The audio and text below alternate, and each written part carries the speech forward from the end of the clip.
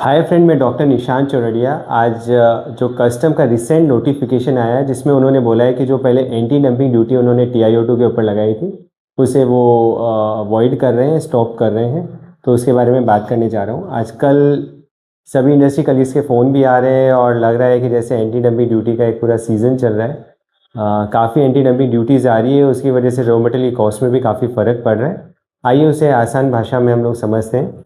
तो basically recently ये notification number 33/2025 5 दिसंबर 25 को गवर्नमेंट ने पब्लिश किया है।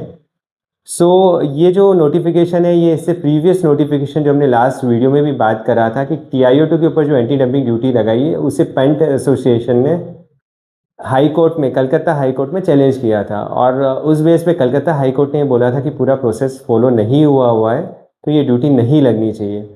ये ऑलमोस्ट आपका सितंबर में हाई कोर्ट ने जजमेंट दिया था, बट उसके बाद कस्टम ने कोई नोटिफिकेशन नहीं निकाला और वो जो एंटी डंपिंग ड्यूटी वो कलेक्ट कर रहे थे।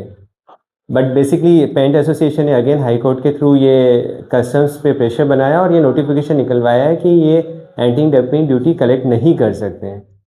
तो ये एक इंडस्ट्री पे बहुत बड़ा इम्पैक्ट है, क्योंकि जो $400 से $600 की anti dumping duty previously notification में थी उसकी वजह से कॉस्ट काफ़ी चेंज हो रही थी।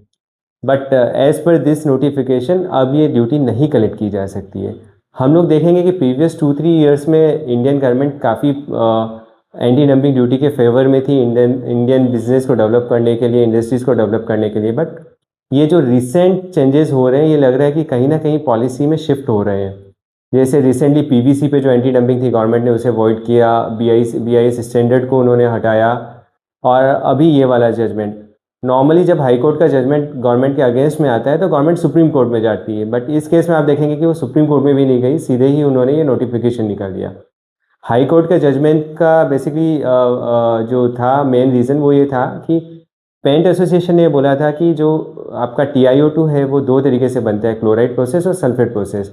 और सल्फेट प्रोसेस जो इंडिया में बनता ही नहीं है और जो मेजरली इंपोर्ट होता है उसके ऊपर एंटी डंपिंग ड्यूटी कैसे लग सकती है।